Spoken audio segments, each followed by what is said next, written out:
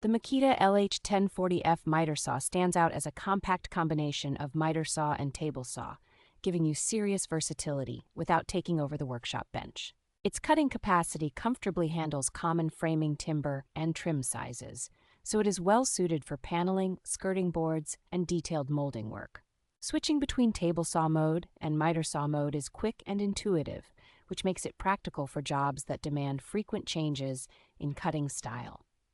The swiveling table and tilting head allow precise, angled, and compound cuts helped by preset detents that make repeatable settings straightforward for the user. A powerful motor with high blade speed delivers clean, smooth cuts, while soft start, electric brake, and anti-restart protection add a reassuring layer of safety during everyday use. Built-in work light, stable rubber feet, and easily serviced carbon brushes round out a design that clearly targets regular, professional-style use in less than ideal lighting and job site conditions.